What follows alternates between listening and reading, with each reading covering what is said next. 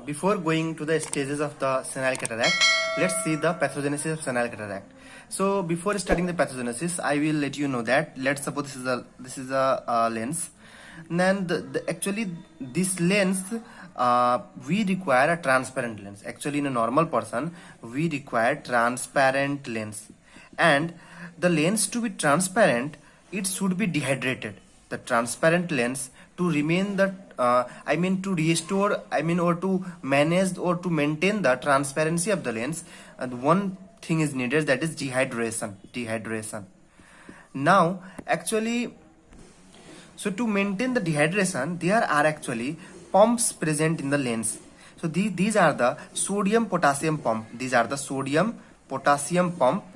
These pumps basically pump out water from inside the whatever water that comes inside the lens. These pumps actually actively work, and they will actually throw out the water from the lens and make the lens usually dehydrated. And this dehydration is important for the lens to be transparent. But what happens with the increasing age? With the increasing age, there is actually decrease in function of pump mechanism of the lens. So these pumps mechanism are somehow decreased, or function is decreased as the age increases. And when the pump mechanism is actually decreased, then the sodium and potassium pump actually work in a reversal way. So they will allow now the water to come in. And when the water start to come in, then the lens became dehydrated. Then there will be hydration of the lens fiber. Then the lens will become hydrated. This is the one problem. Another problem is that with increasing age, there are reduced oxidative reaction. And when the oxidative reaction are reduced, there is a decreased level of amino acid in the body. And if there is a decreased amino acid level, there will be decreased synthesis of protein in the lens fiber. And if the synthesis of the protein in the lens fiber is decreased, then ultimately, as there are two things, that the fiber is not forming also, as the protein is lacking, and there is a hydration of that remaining fiber also. All thing will lead to the denaturation of the lens protein. And when the denatured lens protein accumulates, then it results in the opacification. So in this way, the opacification of the lens take place. Now let's study what is the stages of the senile cataract. The first stage is the stage of lamellar separation. So let's suppose this is a lens, and let us suppose these are the lens fiber. Now, as we know that the water has actually started to come inside the lens, and due to which the space between the two lamella, so these are actually the lamellar fibers. These are actually known as lamellar fiber.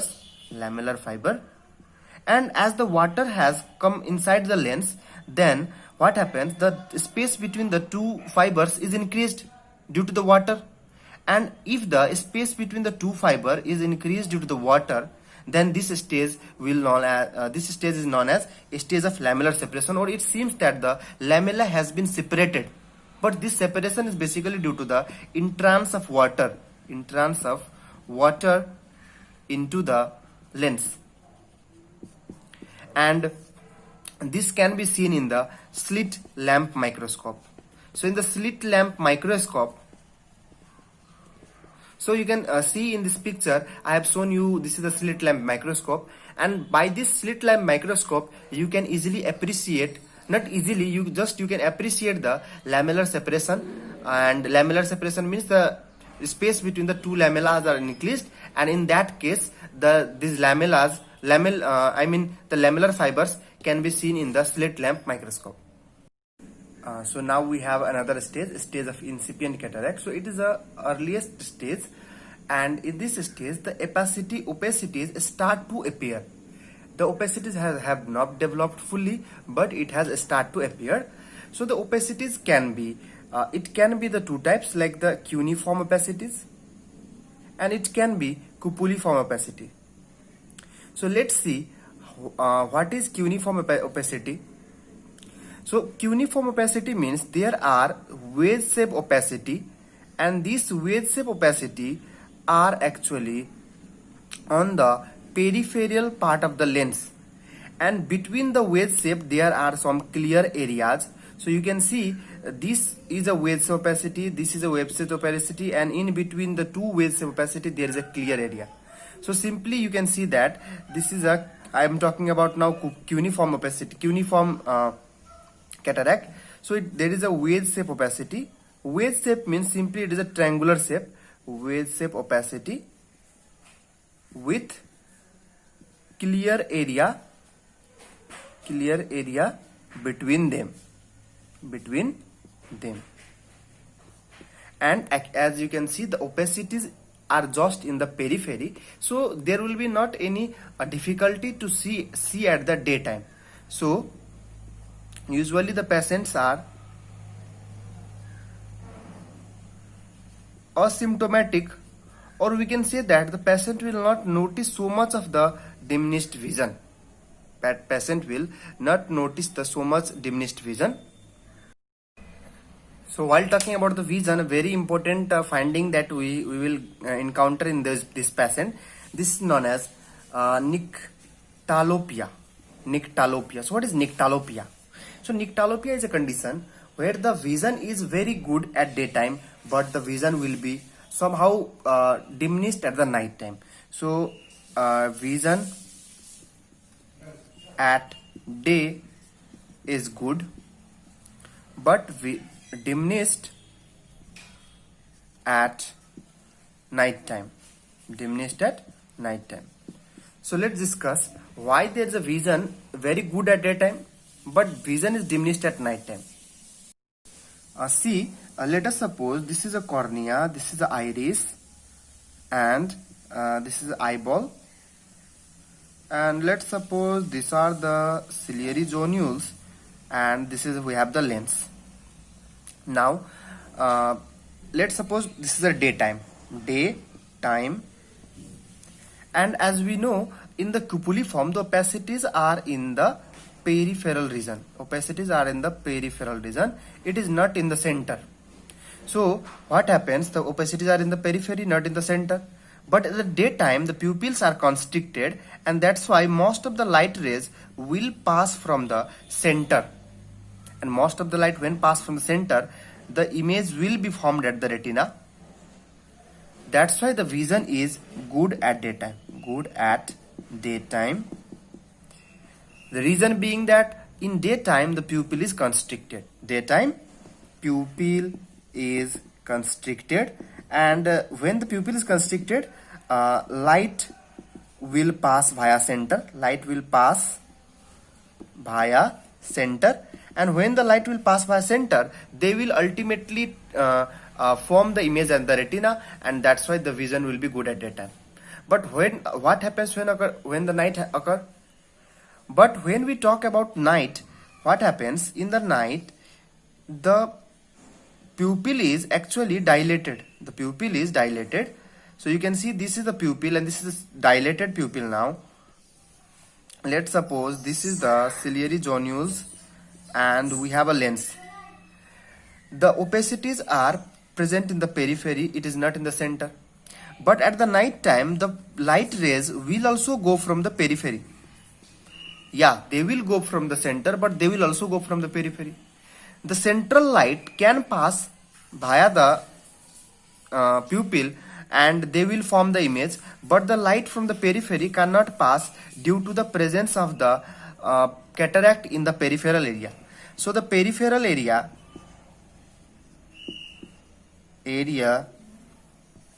has cataract, and the light that passes through the peripheral area cannot make image. So these lights are actually blocked. So whatever the light coming from the periphery, they will get blocked, and these peripheral light cannot make image. That's why the vision is diminished at the night time. And this phenomenon in which the vision will be good at daytime but diminished at night time, this phenomenon is known as nyctalopia. Some person also say, some doctor also say that the cuneiform opacity look like the spoke are radiating that the in a circle, the spokes are radiating and going towards the center. Why is it so? As the opacities are starting from the periphery, but they are going towards the center. So it seems that the opacities are distributed in the spoke-like fashion. So a spoke-like fashion, or we can say it is radiating a spoke-like fashion. It is radiating a spoke-like fashion. So in cycle also you will see the spokes of the cycle. So in the similar fashion, there is spoke, similar radiating spoke-like fashion of the opacities in case of the cuneiform cataract. Now let's talk about cupuliform cataract. Cupuliform cataract. So before going to cupuliform cataract, you should know one thing in mind, that in the lens there are a area, from that area most of the light rays pass and they will form actually image at the fovea centralis of the retina. So let us suppose that this is the eyeball, this is a lens, and let's suppose that this is a posterior capsule, this is a posterior capsule, and let's suppose this is a nucleus, and let us suppose this is a cortex. So beneath the posterior capsule there are some areas. These areas are basically in this area, basically when the cataract occurs, this cataract will be said as posterior subcapsular cataract. Since this cataract is basically cup shaped, or we can say it is saucer shaped. Saucer means like this. So it is cup shaped, or we can say it is saucer shaped. So it is known as cupuliform cataract. So why it is known as cupuliform cataract? Since this cataract is cup shaped or saucer shaped and lies just as it is cup shaped, so cupuliform cataract, and as it lies just beneath the posterior capsule, so it is known as posterior subcapsular cataract. Now where the nodal point lies, so I have said you the nodal point is a point. So nodal point is a point on the lens. So let us suppose this is a nodal point. Usually the nodal point lies in the posterior capsular region. So this point is nodal point, and the nodal point is a point from that point most of the light rays pass, and the light rays which pass via the nodal point will form the image at the fovea centralis of the retina. But the opacities in the cupuliform cataract, the opacities is just in front of the or beneath the nodal point. That is why most of the light rays cannot pass now due to the presence of cataract just beneath the nodal point. So you can easily say that the cataract is just beneath the nodal point, and as the nodal point was the point from where the most of the light passes,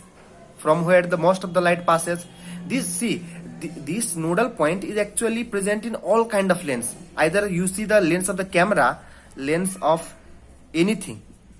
In your mobile lens also there is a nodal point.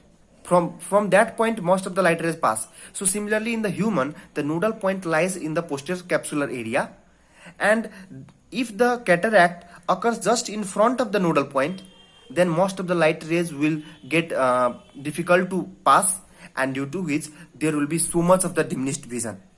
And that is why the vision is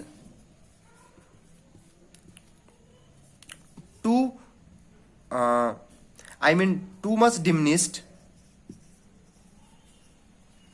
in cupuliform cataract. That is why the vision will be so much diminished in case of the cupuliform cataract. The reason is being that the cataract is beneath the nodal point, and most of the light rays cannot pass through them.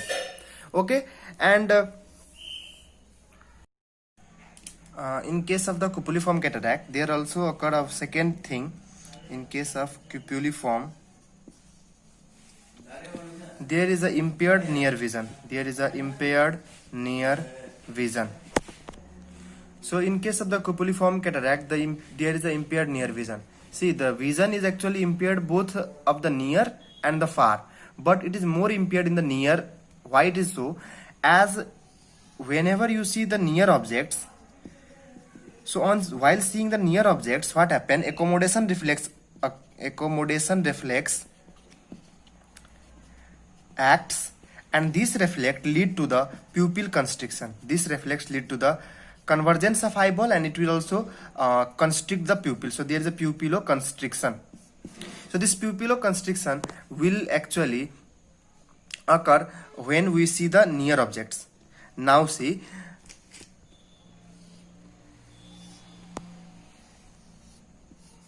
so let's suppose this is a iris, and now the pupil has constricted. And let's suppose here we have the cupuliform cataract. Now usually on seeing the near objects, basically what happen? Most of the light will pass through the center as the pupil is constricted. So, but in the central area there is opacity.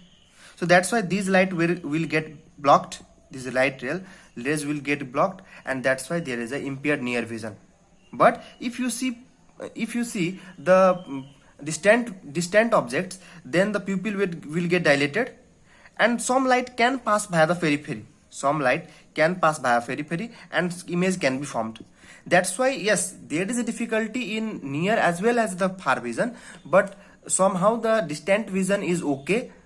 The person will get difficulty, but he can see, but the near vision is totally very difficult in this case.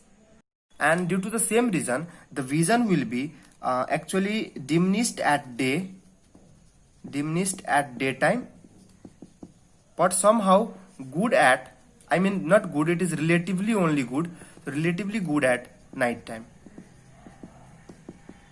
So here also we can say there is a hemeralopia. So like in the nuclear cataract, hemeralopia is present in cupuliform cataract also. So let's summarize the things. Let us suppose if any 40 years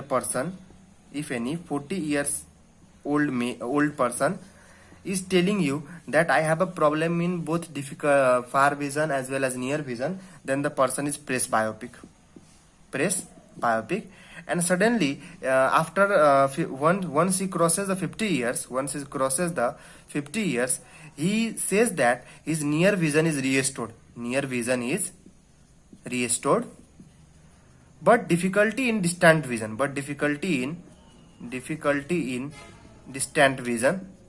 Then what kind of cataract the person may have? The person may have the nuclear cataract. Now take another condition. Let's suppose the person let's suppose the person is telling you like the condition that he is having the good vision in, and there is a hemeralopia in case of the nuclear cataract. And if the person is telling you about nyctalopia, then the person will be of the cuneiform cataract.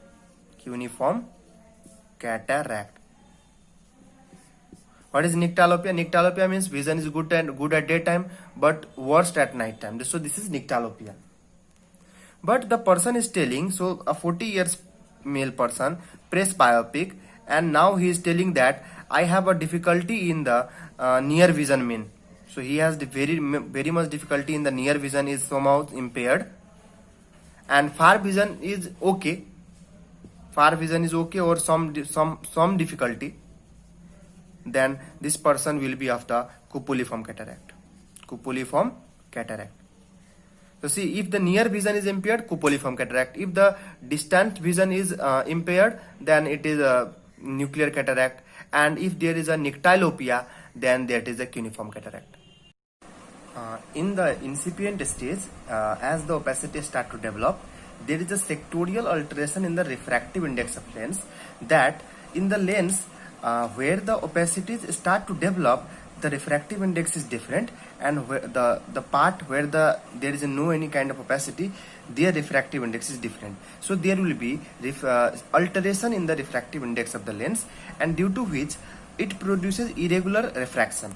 And at these stages we will not do any kind of surgery. So if any patient will come to you at this stage, they will tell you the feature of somehow low diminished vision, or we can say low vision, not clear vision. So there is somehow unclear type of vision, or we can say there is a low contrast sensitivity. So what is low contrast sensitivity? And you can see in this picture that there are two images, and the one of the image is very clear as it is seen by a normal person eye, but just below that there is one more image, and you can see in this image the picture is somehow good, but it is not, the contrast is not so much clear, and that's why in these cases we will prefer the patient to wear the glasses. So in this stage we will prefer the patient to wear glasses, and I think you know what is meant by low contrast sensitivity. Let us suppose this is lens. Then the lens has also 4 quadrant. So this let's suppose this side is nasal quadrant and this side is temporal quadrant. So in the nasal we have upper nasal, lower nasal, upper temporal and lower temporal. So there are 4 quadrants of the lens. We can divide the lens into 4 quadrants. Let's suppose this is the eye and this is the lens. So we have divided the lens into 4 quadrants. So opacities first start to develop, the wedge opacity first start to develop in the lower nasal quadrant. So opacity start to develop in lower nasal quadrant. And yes, you should know one thing, that in the incipient stage the opacities are not white color. In this stage the opacity are basically gray colored. So there will be gray colored opacities. And in the incipient stage you will be able to appreciate the lens and opacities when the pupil is fully dilated. So let's in this condition the pupil is fully dilated. So pupil is fully dilated, and when the pupil is fully dilated, then only you can see the opacities. But when the pupil is constricted, let's suppose the pupil is now constricted, then at this time you cannot see opacity. At this time opacities cannot be seen.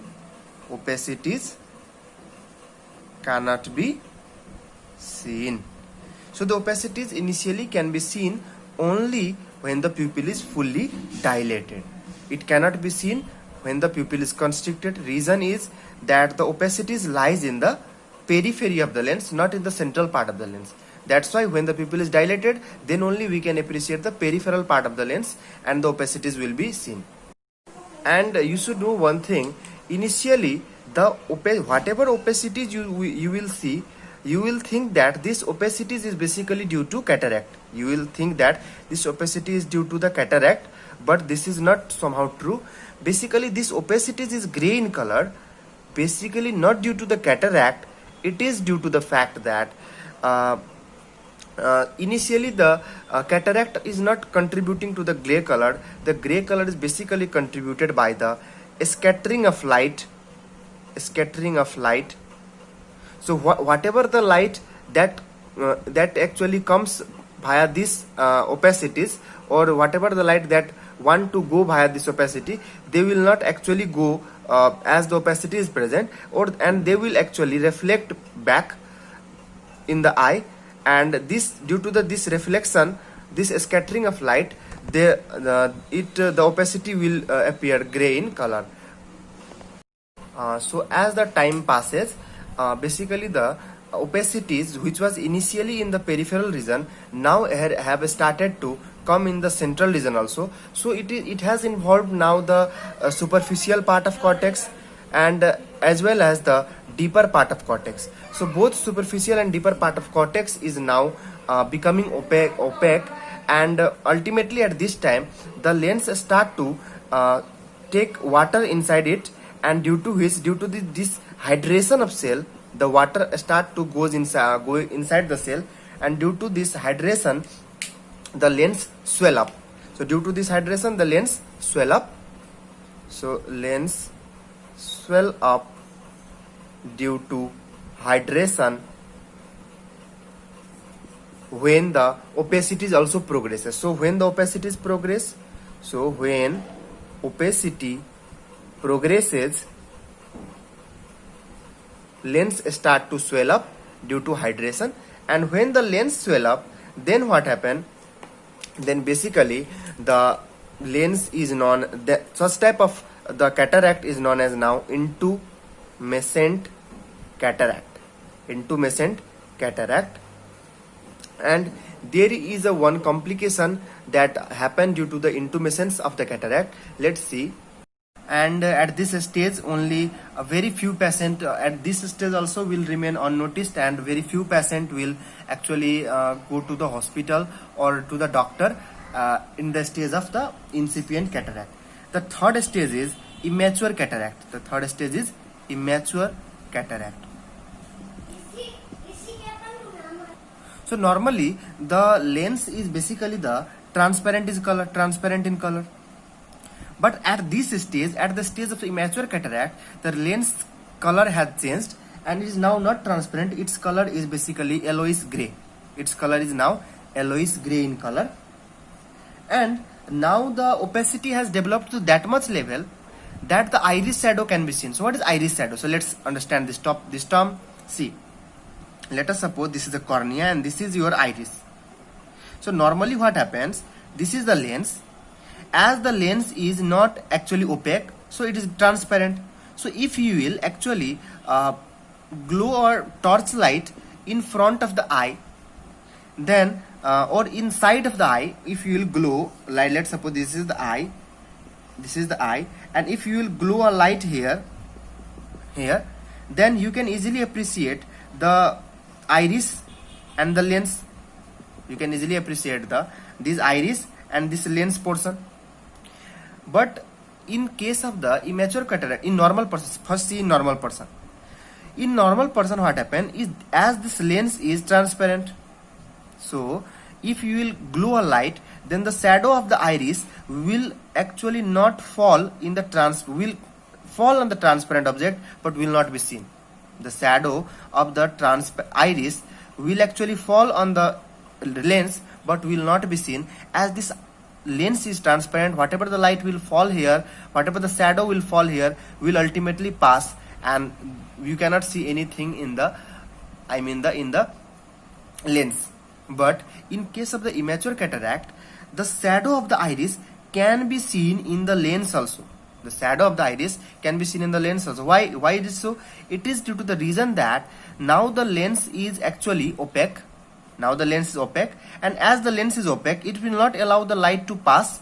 So whatever the shadow of the iris will come, it will actually seen like this in the lens, and this is, we call that the iris shadow is present. Iris shadow is present. So iris shadow is present in case of the immature cataract. And why the iris shadow is present? As the lens is opaque, and now whatever the shadow falls on the iris, lens, iris shadow fall on the lens, that shadow will not go anywhere. As the lens is now opaque, it will not allow the light to pass, and you can easily appreciate the iris shadow on the lens. So this is what we will see in the immature cataract.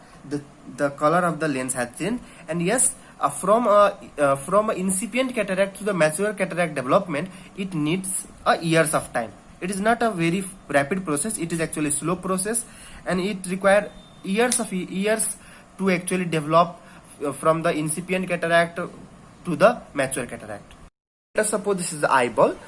We have iris. This is a cornea, and these are the ciliary zonules, and this is the lens. So normally the lens is like this, But now what happened? The lens has swell up, and now the lens, as the lens it is swelling, it has, this is swollen lens, or we can say that it is now intumescent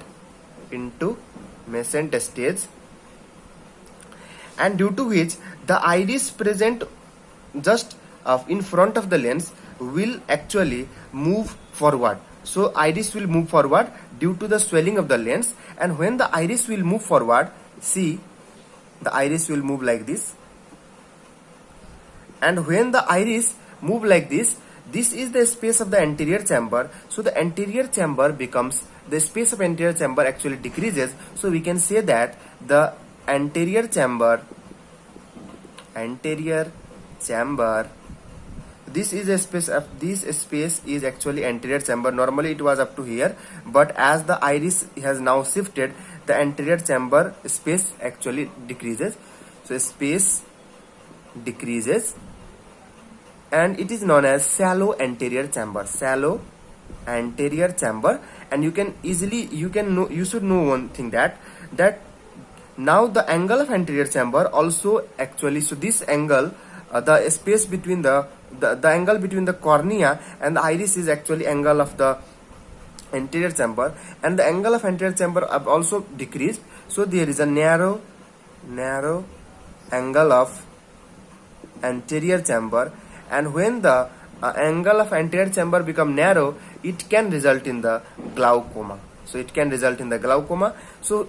you have seen that how the and when the anterior chamber become narrow, or when the anterior chamber closes, then the whatever the aqueous humor that is produced cannot go via this angle, and now they will actually increase the intraocular pressure and results in glaucoma. So narrow angle of anterior chamber will ultimately result in the glaucoma, as the narrow angle, from the narrow angle chamber, whatever the aqueous humor is producing, that cannot be passed through the canal of Schlemm and the episcleral vein, and that is why the glaucoma will occur.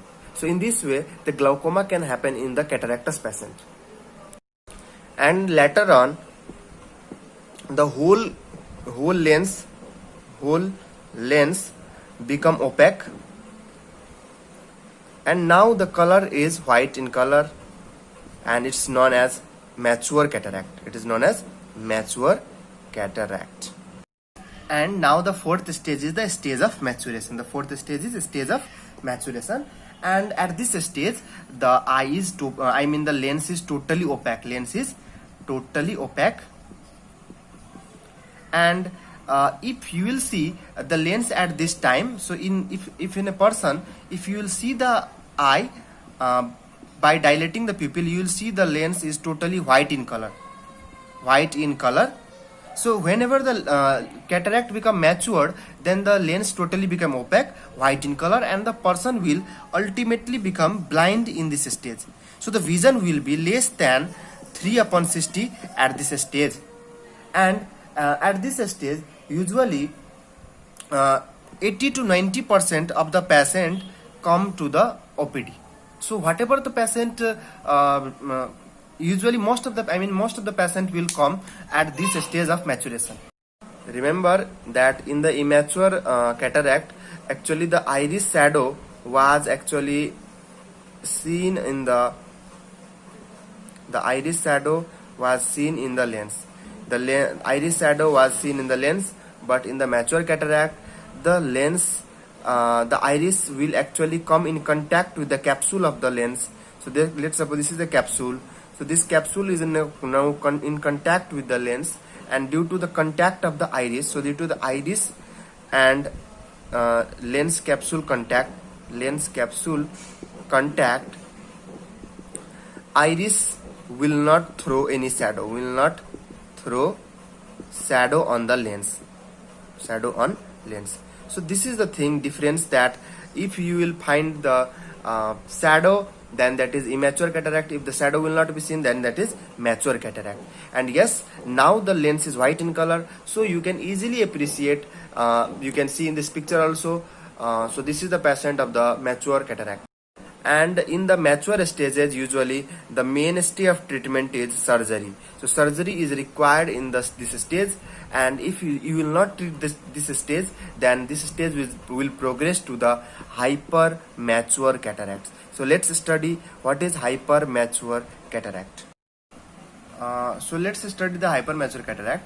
In the mature cataract, the lens was swelled up, and usually usually in normal person also the lens contain almost 65% of water. The lens has 65% of water. And if the mature cataract is left untreated, then after some years what will occur, that the lens volume will decrease, as all the water present in the lens will come out. So water present in the lens will come out, and when the water in the lens will come out, so water comes out,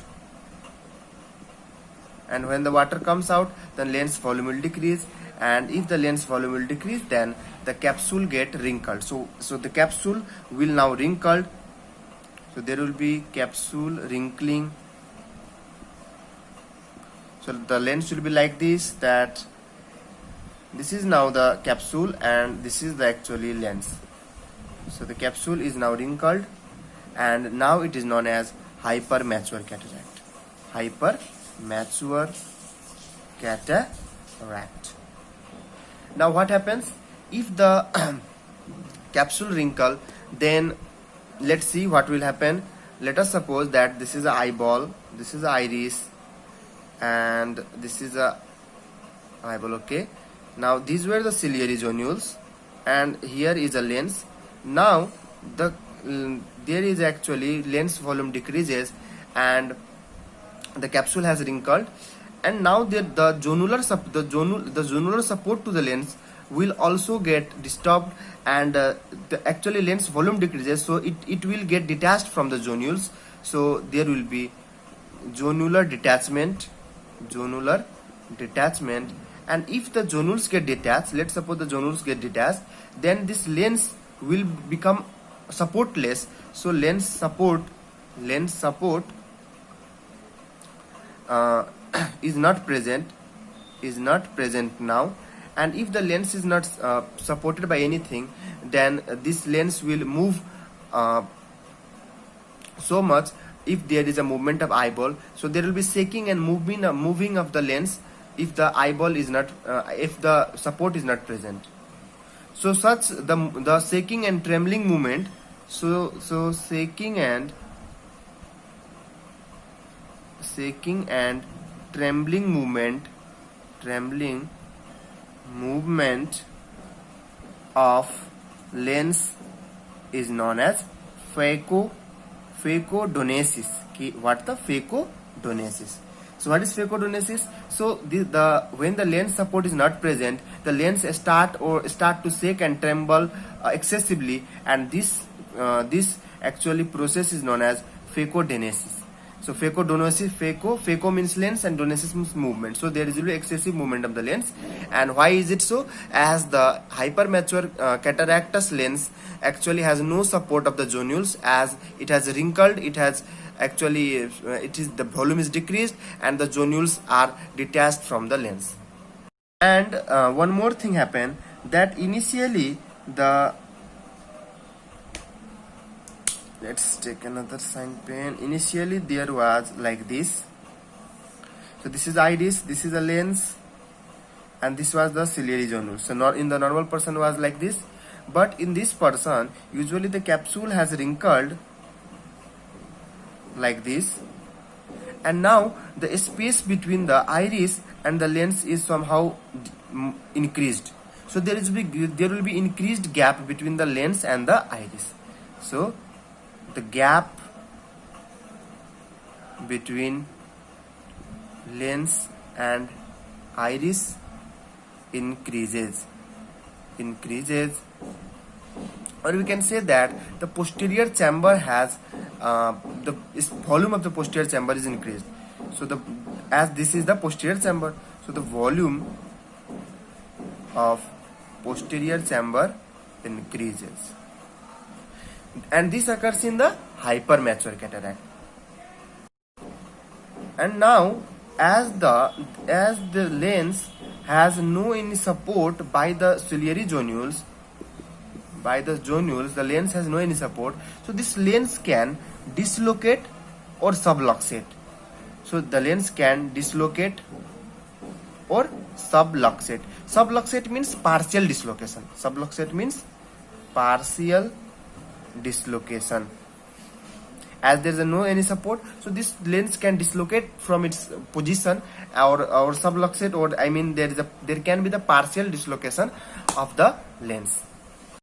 And in the hypermature lens, usually what happens, all the lens cortex, all the cortical matter in the lens, this becomes the cortex turns into the milky fluid. So the cortex matter turns into milky fluid, and if it turns into the milky fluid, the nucleus of the lens will not remain here. It will actually go and descend down and sit in the bottom of the lens. So now the nucleus falls. And sit at bottom of the lens. And if the cortex liquefies and the nucleus fall and sit at the bottom of the lens, such type of hypermaturation is known as Morgagnian hypermaturation. It is known as Morgagnian hypermaturation. But if there is a nuclear cataract, if the cataract is nuclear, if it is not the cortical cataract, so this Morgagnian type of maturation take place in the cortical cataract. But let us suppose if the hypermaturation is occurring in the nuclear cataract. Let's suppose this is a lens and this is a nucleus, and here was a cataract, and now this nucleus cataract is hypermatured. So in these stages, what happens? The cataract will become hard, will have the hard consistency, will not turn into milky fluid. So the cataract will have hard consistency, will not turn into milky fluid, and the color of the hard cataract can be brown or can be black. Can be brown, can be black. If it is black in color, it is known as Niagara, and if it is brown in color, it is known as brunescent.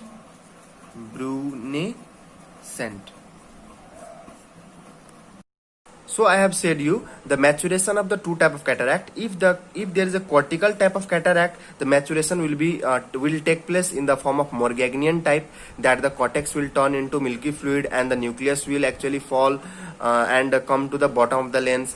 But if there is a nuclear cataract, and if there is a hypermaturation of the nuclear cataract, it will become hard like the stone, and if it take the brown color, then we will call it the brunescent, cataract brunescent, and if you take the black color, we will call that cataract Niagara.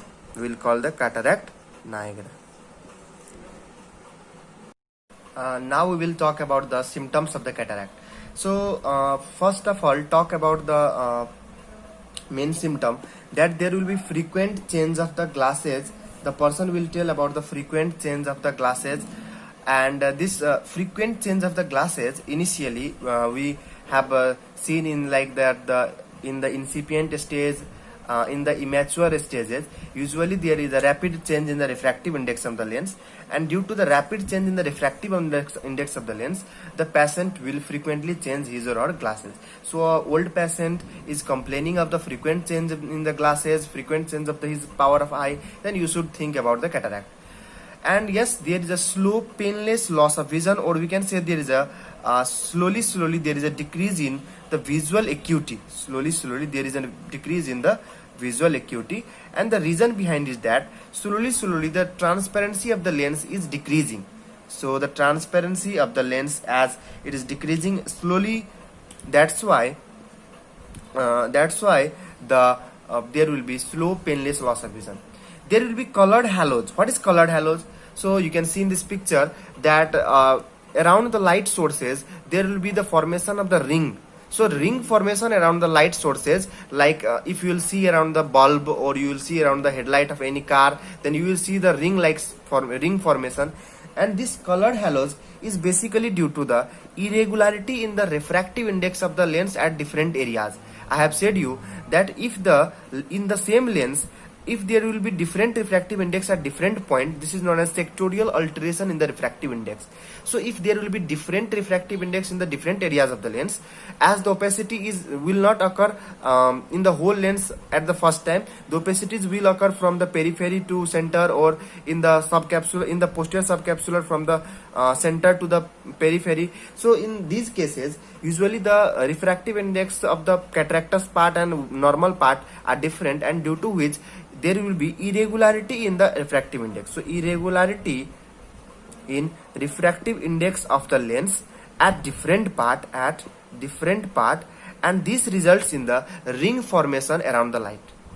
And yes, there will be the diplopia or the polyopia.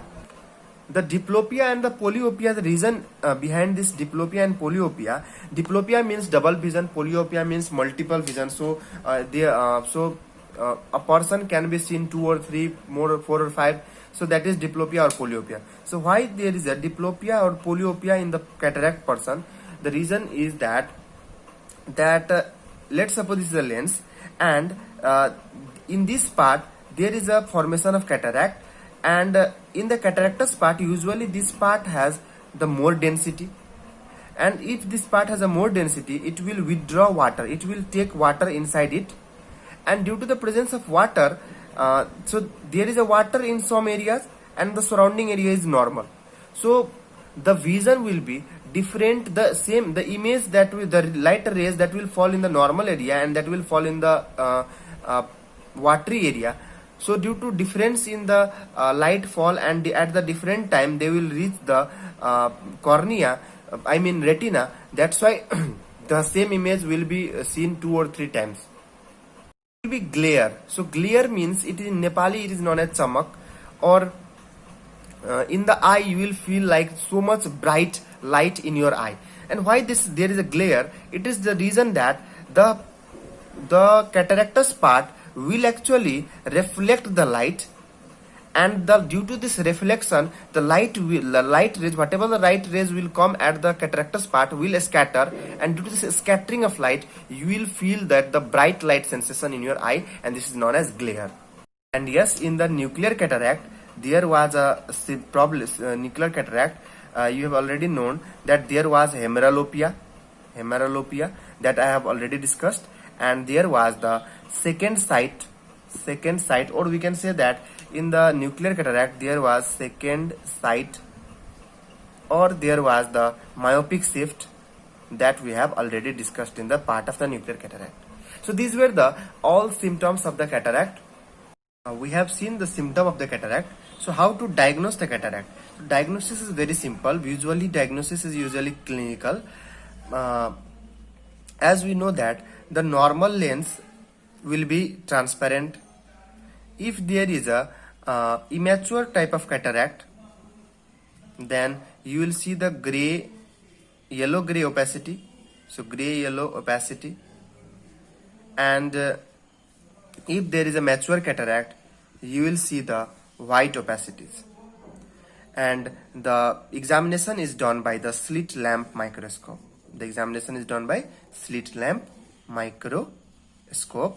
And yes, the diagnosis is also helped by the age of the patient. And you will also look for any underlying disease or any drug history. So you will look for the underlying disease, the drug history,